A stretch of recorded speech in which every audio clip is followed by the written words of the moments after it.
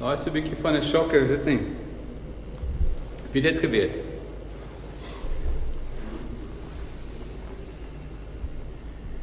Liefde is 'n urge, romantic love, is 'n drang.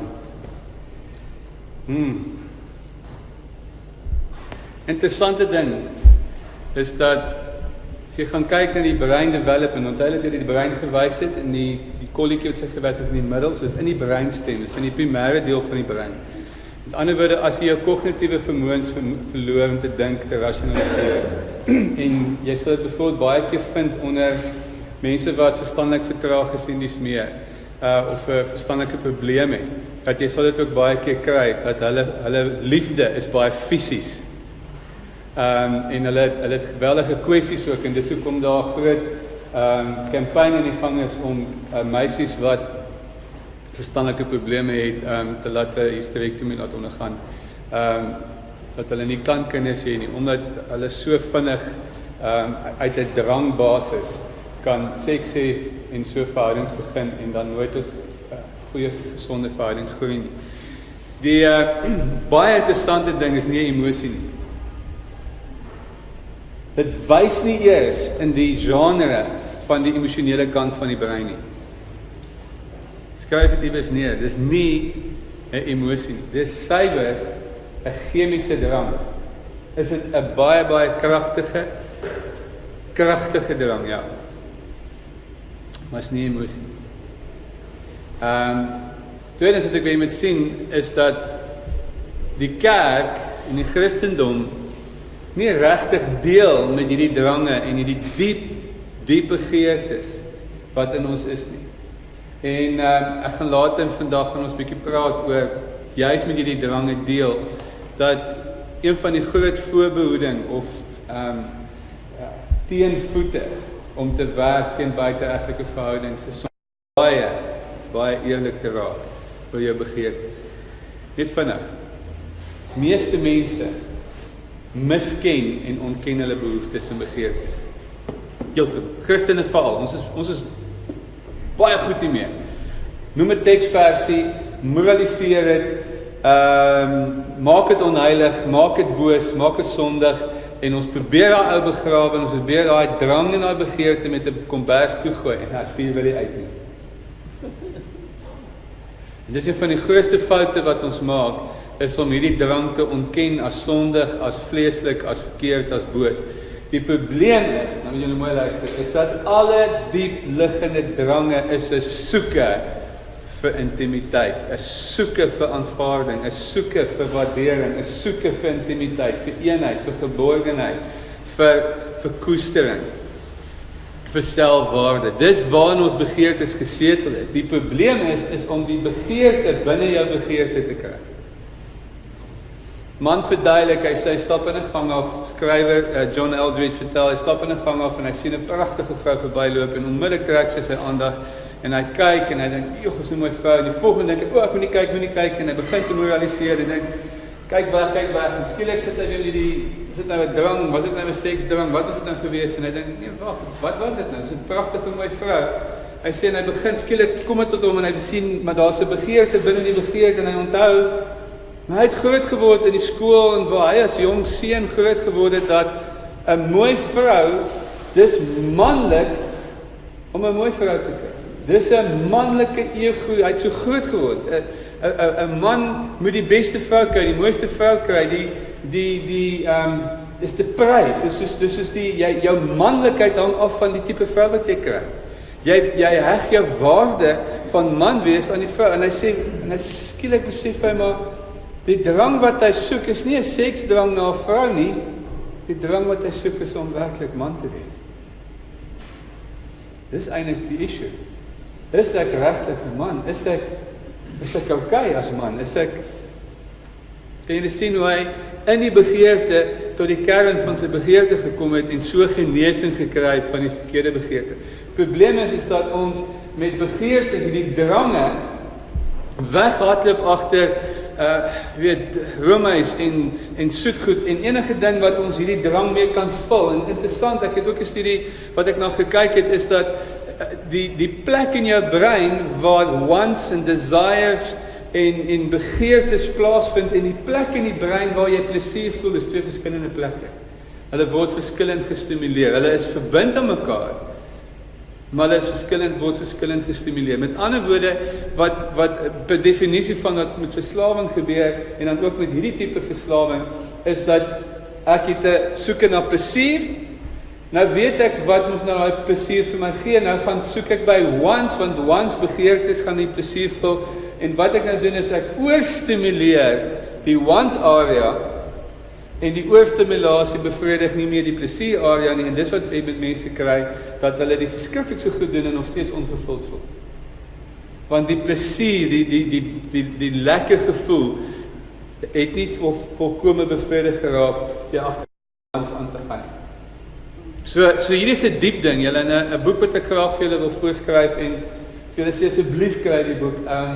Moet hom gaan lees hom 'n paar keer oor, lees 'n jaar deur hom en spandeer tyd met hom. Is 'n boek geskryf deur John Eldridge, A Desire, the Journey a Man Must Take to Discover the Life that God Offers. Ek sal hom aan die einde van die seminar sal ek hom ook vir julle opsit. Julle kan kyk. Julle kan maar net 'n kort nota maak. John Eldridge en Desire. Hy het onder andere ook die Wildest Heart boek geskryf, wat dink ek baie mense ken. So 'n baie goeie skrywer. In hierdie boek deel hy met hoe ons nie deel met ons begeertes. Dat baie mense hulle eie diep gewortelde begeertes so ver weggeberg het, want om reg te wees leef hulle die begeertes van ander. Om aanvaarbaar te wees, om reg te wees, om liefgehad te word, is om ander mense se begeertes te leef. En ek weet nie, as jy vir mense vra, maar wat wil jy? Weet hy nie. Ja, en dit is so reëel van hoe God werk. Toe hy by die blinde man kom, die man is blind, die kom hier so bygestap, die ou sit daar en hy het hulp nodig en hy sê vir hom, wat wil jy hê? Dis eintlik 'n insult. Die Here weet baie goed wat die man wil hê, is om te kan sien. Maar die Here wil hy moet sê, Here, dat ek kan sien. En so God werk ook daarmee dat as ons nie ons begeertes, as ons nie weet wat ons wil hê nie, kan God ook nie vir ons gee wat ons wil hê. En so hardloop ons en ons maak hierdie blikke vol en ons maak ons emmers vol met dinge wat nie regtig hierdie emmer vol maak nie, wat nie regtig diep lig in vir ons hierdie plesier gee nie. En so ek wil vandag by die eerste fase van vandag se kursus, ons gaan hom in 3 fases doen, wil ek hê julle moet regtig verstaan en dis dalk vir julle nuut en julle gaan dalk nou vra en ek hoop julle het vra. Ek skryf die vrae neer en van dit gaan ek probeer beantwoord, maar miskien moet jy gaan soek en probeer antwoorde kry, maar kom ek gaan vandag vir jou sê dat alvorens jy nie gedeel het met wat jy regtig wil hê en hoekom, gaan hierdie ding jou in jou bout by. Gaan hy vir jou bykom waar jy nie gedink het, hy gaan jou bykom. Tweedens, ek glo dit gee vir julle 'n bietjie begrip van wat gebeur. Dit gee julle 'n bietjie empatie. Dat 'n owerspeler is nie maar net 'n doelbewuslik iemand wat gemeen is, wat gemeene gevoel het, wat gemeen iemand anders wil seermaak en iemand skade wil bring nie. Ek wil vandag sê iemand wat egbreek pleeg verdien eintlik ons empatie. Verdien eintlik ons jammer want hulle is slagoffer. En 'n slagoffer van 'n addiction waarna hulle verval het wat geweldige negatiewe implikasies het. Ek gaan die dialoog vir julle doen en ek praat dit nou so 'n bietjie vorentoe. In die dialoog, die eerste vlak, en ek gaan dit net deur dit lees. Hierdie is direkte dialoog van mense wat in buiteegtelike verhoudings betrokke was. Ons het soveel gemeen gehad, dit was onwerklik. Ek en sy was altyd dol vir musiek en was aangetrokke tot mekaar. Hy was so geestelik ingestel, ek het iemand gesoek met wie ek my geestelike worstelinge kon deel. Ons was altyd mal op perde en het saam begin ry. Ons het albei begeerte gehad om vir die kerk te werk en veral om met kinders te werk. Sy was die eerste vrou wat ek ontmoet het, wat van die buitelewe gehou het, selfs van jag, ek was betower. Tweedens, volgende vlak, vergelyking met my maat fokus op tekortkominge, is my man het nie baie in geestelike dinge belang gestel nie, maar hierdie man het so baie van die Bybel geweet. Sy was slank, aantreklik en pragtig aangetrek, heeltemal anders as my vrou, wat haarself op daardie stadium eintlik nie goed versorg het nie.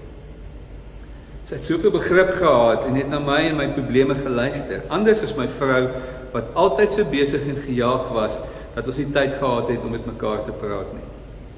My man wou nooit kommunikeer nie. Hy het van die werk af huis toe gekom en gaan sit en TV kyk. Ek het later opgegee. Toe kom hierdie man wat totaal van my verskil het, van my man verskil het, en hy was saggeaard, lief om te gesels, en sou sommer klein dingetjies in sy lewe met my deel. Kan julle die vergelyking sien? Wettige vergelykings, wat, nou moet julle mooi luister, en ek gaan baie na die volgende sessie oor praat, is ons almal regverdig sonde. Sonde gebeur nie meer. Jy regverdig dit, en jy regverdig dit deur die foute van jou maat. Dis jou regverdiging. Jy sê, my maat doen nie meer dit, of my maat het nog nooit dit gedoen nie. Dis hoekom. En sonde moet geregverdig word, anders sal jy nie in dit val nie. Ek dink as jy hierna kyk met 'n ander perspektief, wat vir my so interessant is hierdie man se opmerking is, hierdie vrou luister na die klein detail van my lewe, sy stel belang, sy praat met my, sy is op my ingestel, en die hartseer is, terwyl sy dit doen, is daar 'n man by die huis, vir wie sy nie luister nie, op wie sy nie ingestel is nie, aan wie God haar gegee het, wat sy minag, maar sy is nou op hierdie man ingestel, en julle die hartseer is, hulle gaan daar dieselfde vrug pluk. Dis nie, want hierdie is nie die waarheid nie. Elkeen van ons kan vir 10 minute ons beste vir iemand anders gee. As jy my vir 10 minute het jy my volle aandag. Is ek mooi en is ek op jou ingestel en is my hart na jou gedraai. Maar leef saam met my. En dit is die trap wat ons wil hê julle moet die heeltyd deur al hierdie verskonings, want elkeen van ons, julle regverdig ons. As Jan my so behandel, gaan ek so maak, want hy het my so gemaak. So die regverdiging is dit wat ons vandag teen die leuns kom.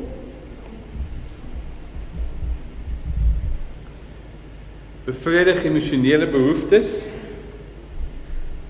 hoe ek voel en my die empatie gebied, hy het verstaan hoe ek voel en my die empatie gebied waarna ek gesmag het. Kan jy sien, hier begin die behoefte en die drang bevredig word. Jy sal nie in 'n verhouding betrokke raak as daar nie iets in dit vir jou is nie. Sy was daar toe ek haar nodig gehad het.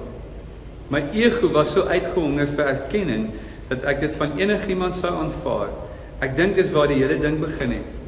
Niemand het regtig in my geglo nie, tot hy in my lewe gekom het. Hy het my aangemoedig, geïnspireer en so ernstig geglo in dit wat ek kon bereik en wat ek kon word. My vrou was besig met die kinders en ek was glad nie betrokke by my werk nie. Hierdie meisie het my bewonder, my behandel asof ek regtig iemand was. Dit het so goed gevoel. Vierde vlak is, sy sien uit daarna om by mekaar te wees. Ek het altyd daarteen opgesien om werk toe te gaan, maar nadat ons vriende geword het, sou ek wakker word en dadelik daaraan dink dat ek hom daardie dag sou sien. Dit het dit makliker gemaak om op te staan. Terwyl ek werk toe ry, sal ek heeltyd daaraan dink dat ek by haar gaan wees. Ek het myself betrap dat ek aan hom dink wanneer ek soggens aantrek. Ek sou wonder of hy van sekere uitrusting of parfum sou hou. Ek het uitgesien na die weeklikse kooroefening en ek het geweet hy sou daar wees. Elke keer wanneer ek by haar huis verbygery het, ek aan haar gedink en dat ons mekaar daardie Sondag sal sien. Hulle begin oneerlik wees teenoor hulle maats.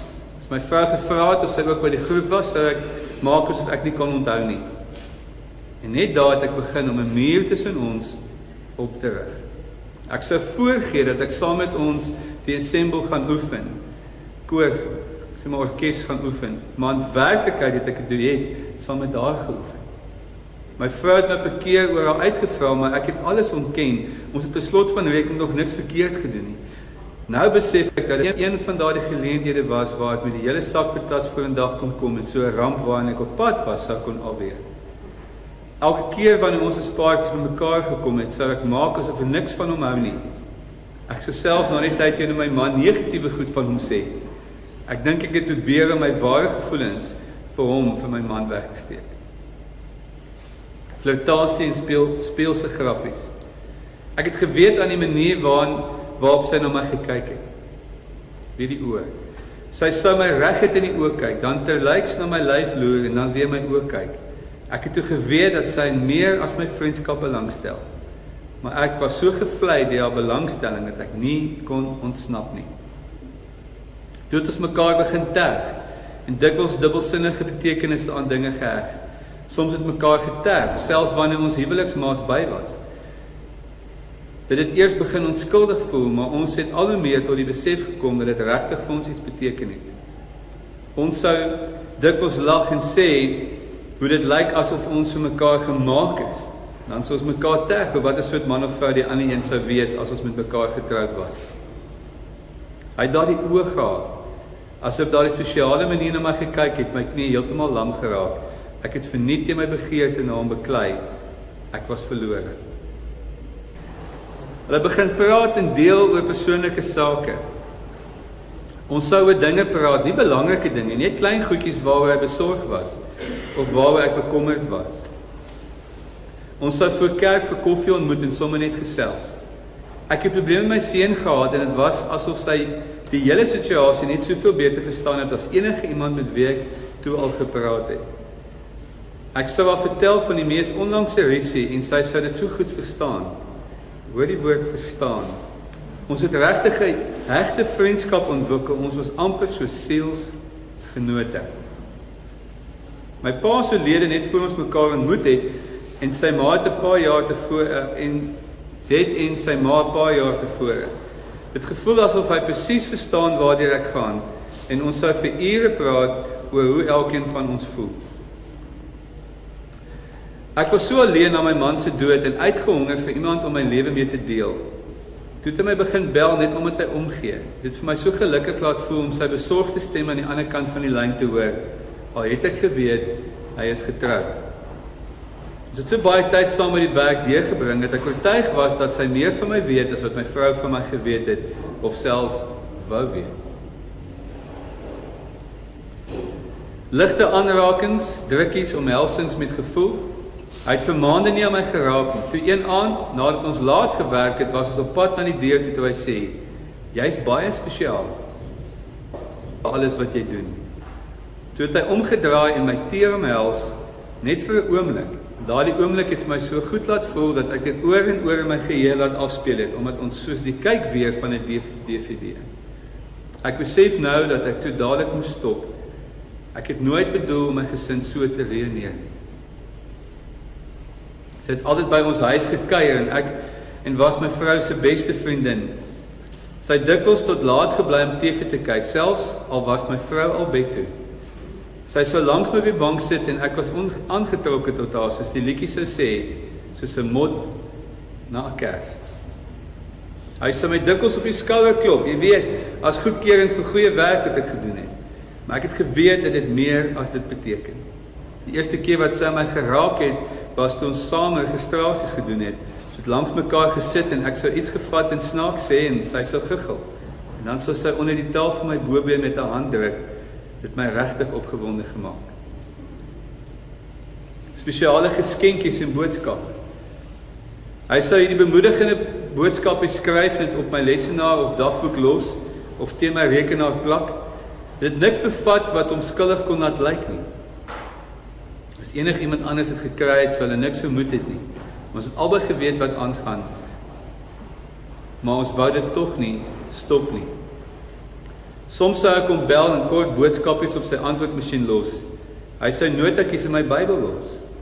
Hy sou vir my 'n klein geskenkie koop, niks duur nie, maar ek kon altyd sien dat hy baie moeite gedoen het om presies te kry waarvan ek hou.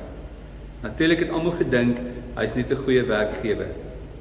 Sy het begin om 'n naamlose notaatjies in my lesenaar te los, waarin sy haar gevoelens vir my duidelik maak. Eers was ek bang dat iemand op een sou afkom, maar na 'n tydjie het ek myself betrap dat ek uitsien na die volgende een, al het ek geweet dat dit 'n risiko was. Dink verskonings uit om mekaar te ontmoet.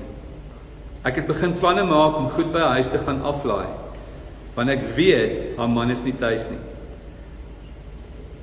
Ek en hy het mekaar geken en ek sou altyd gereedskap wat ek hom geleen het terugneem op die middag wat ek geweet het sy sal leen by die huis. Ek sou wag tot aan die einde van 'n werksdag en hom dan net voor toemaaktyd bel iets wat ek as 'n besigheidsvraag uitgedink het en dan het ons gesels. Hoe meer betrokke ons by mekaar geraak het, hoe meer het ek die tye beplan waar ek en hy saam kon oefen. Ons het begin om mekaar meer dikwels te ontmoet. Sy het begin om haar skedule so te beplan dat haar man nou by komiteevergaderings aflaai.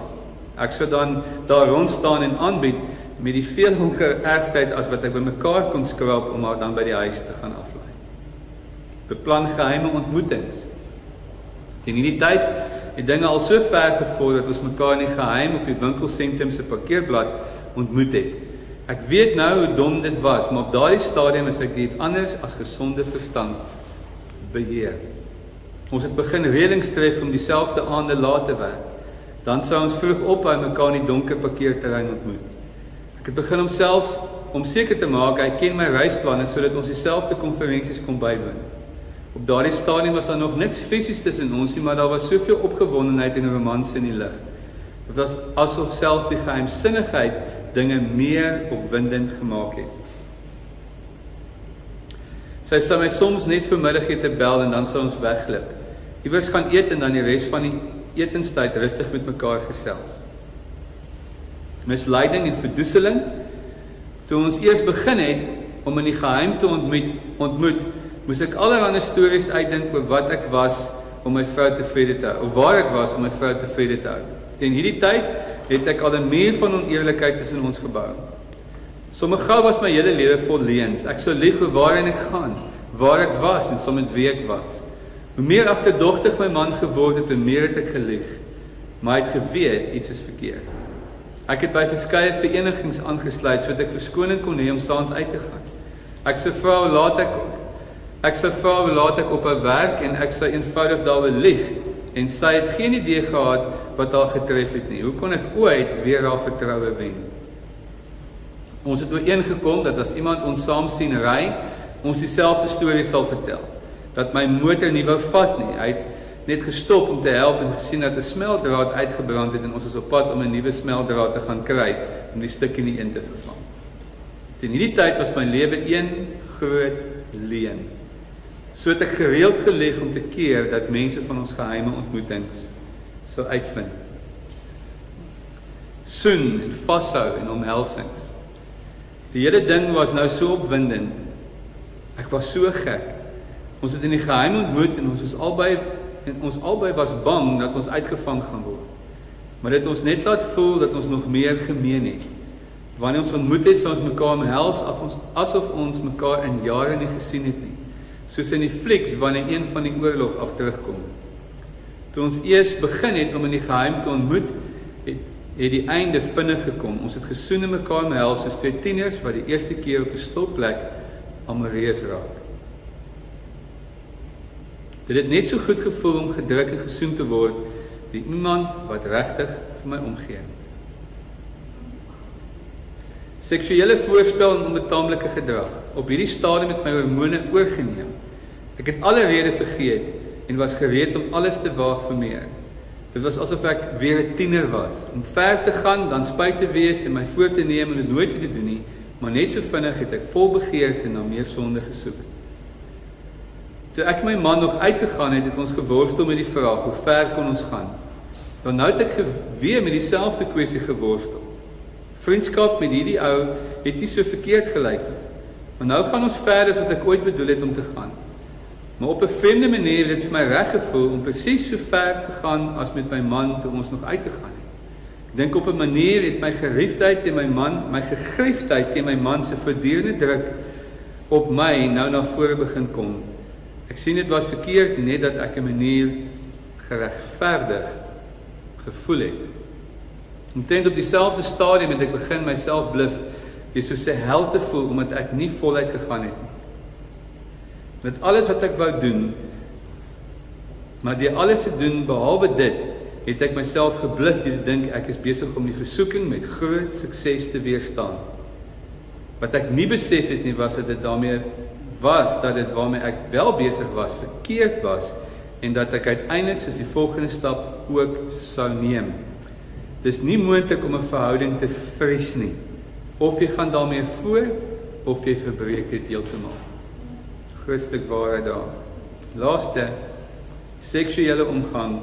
Somme gou het ek nie meer weerstand gebied nie, en oorgegaan tot oorspel in die volle sin van die woord. Een ding het tot die volgende gelei, en ons het saam in die bed beland. Alhoewel ons nooit bedoel het dit so ver moes gaan nie, het ons uiteindelik voluit gegaan en seks gehad. Een aand kon ons onsself net nie keer nie, wel ons wou nie, so het ek my reis van ontrouheid teenoor my man voltooi, en ek het seks gehad met hierdie man. Kom ons gaan op hierdie noot koffie drink. Baie dankie, kom ons breek.